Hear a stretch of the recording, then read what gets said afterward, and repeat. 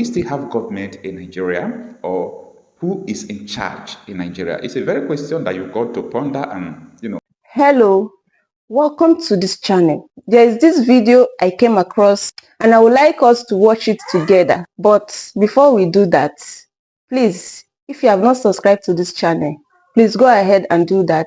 Click on the subscribe button and turn on your notification bell to keep being part of this. Then as you watch, do not forget to react and also drop your comments in the comment section. Bandits collect 7.5 million tax from Katsina residents. Bandits collect 7.5 million tax from Katsina residents. Now, this tax that the bandits collected, when you hear about the bandits, however, they are talking about the terrorists.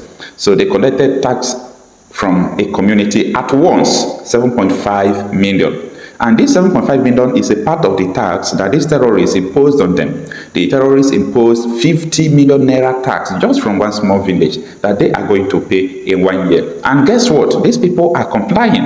This is not the first time, this is not the second time, this is not the third time. This thing started about 3 years ago. Some villages have been paying far back 2019. Now, this raises question to, do we still have government in Nigeria, or who is in charge in Nigeria? It's a very question that you've got to ponder and answer it yourself. Who is actually in charge in Nigeria?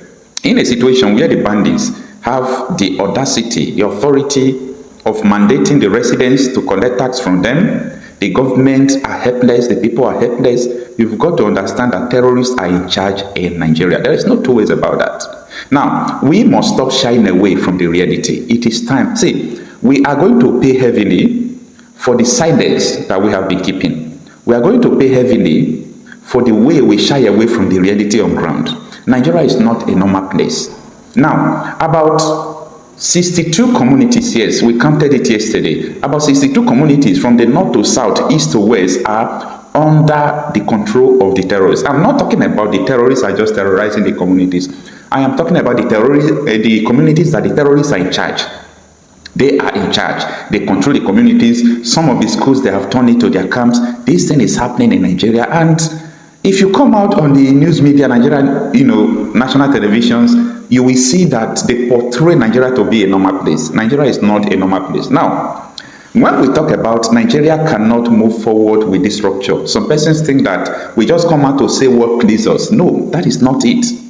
Nigeria cannot go forward, cannot prosper with this structure and this system. When we talk about the regional government separation of power, why Nigeria should separate into different structures, some people face to realize that the real people are dying while they are playing politics. Now, before I go forward, this man you are seeing on the screen is Dauda Lawal, the governor of Zamfara State. I want to tell you that this man is a very nice man. This is the kind of people that understands the problem of Nigeria. This is the kind of people that are not afraid to say the truth to power. This man has been trying his best to combat, terrorists and so on and so forth.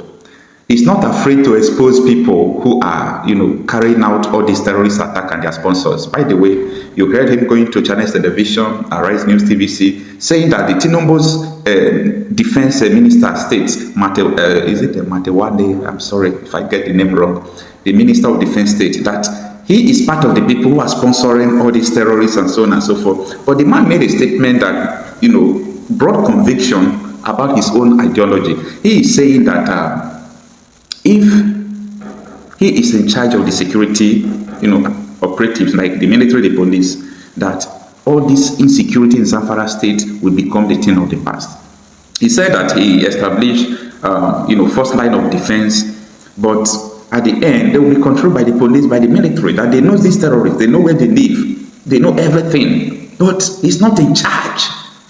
A man who summoned courage, a sitting governor, he's not afraid whether he will lose his second term or not, but he have the courage to come and tell Nigerians, this is the way it is. So that is the kind of people I always respect.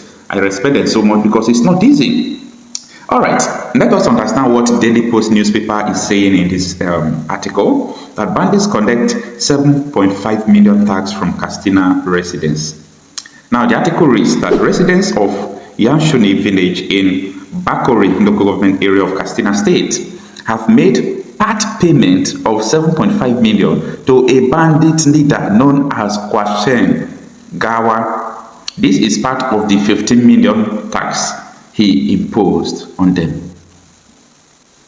So the terrorists imposed 50 million tax on the residents, and they have made the part payment of 7.5 million. This is your tax or your life.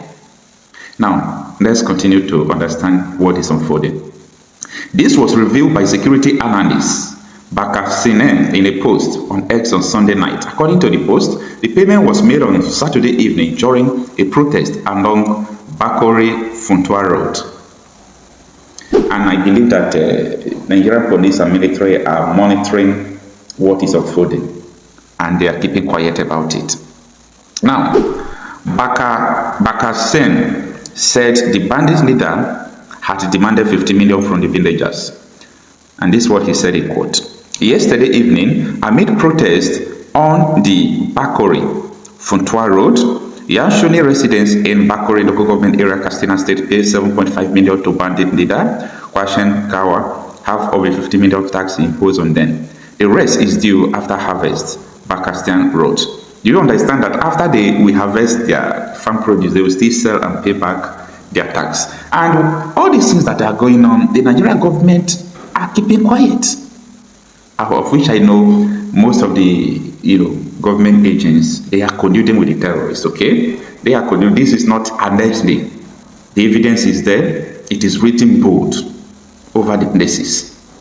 Now, authorities are yet to issue an official statement on the incident as at the time of filing this report. So what do you want authorities to say? They know these people, they know the bandits, they know how they operate, they know everything that is going on. But the problem is they can do nothing. They don't have anything to do. By the way, if I'm seeing all these things going on, I blame the people who are still supporting the government that are killing them. Because as far as I'm concerned, if the primary duty of every government is to protect the lives and property of the people, your government is the one killing you, and there is no two ways about it. So what are you going to do? To continue to support them, right? To continue to do what you like while the real people are dying. If you come out on the social media, what you see all over the places is 2027 election. People are preoccupied with it, forgetting about the death toll that is going on. Even forgetting to the hardest reality that you yourself, you are on the death row. Yes, you're on the death row in the sense that death could happen to you at any time. It is bad as that. Anyway. The whole approach to fighting insecurity and insurgency has to change.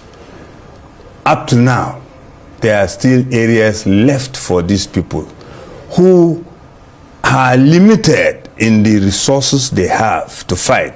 Anybody telling you that the insurgents are better equipped than the military is just deceiving you. They have only rifles. And those rifles, some of them have some, what do you call, RPGs. And some of them have AA anti-aircraft guns, which sometimes they use to overwhelm soldiers because of the reach or the distance such projectiles can reach. But the military has much more. We have an air force which they don't have, and we have intel which they don't have.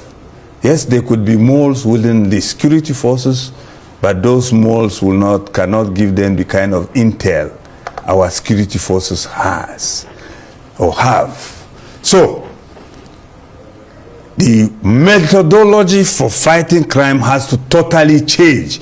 You can't just keep military forces in locations and then expect them to just be protecting people when they are attacked, rather than going after the attackers. There are so many camps in Nasarawa where Benue is attacked, where Plateau is attacked, where Southern Kaduna is attacked, and where Taraba.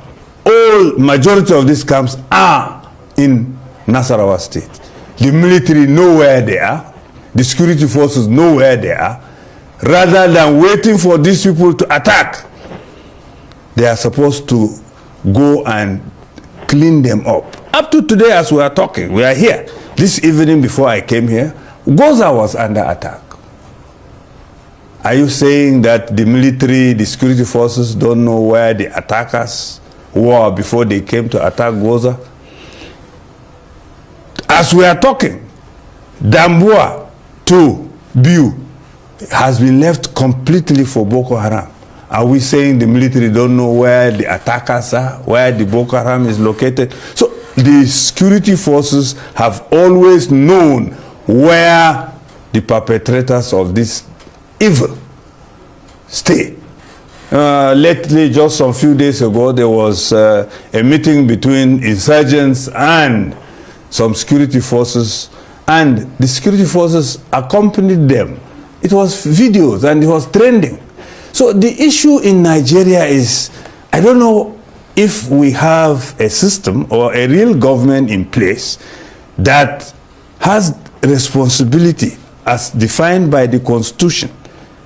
That is to say, governance is in place for security and welfare of the people. I don't think that applies in this country. But you do know that every trending video is not factual. I just have to I do know that. I do know strongly that many things are cooked up. Yes.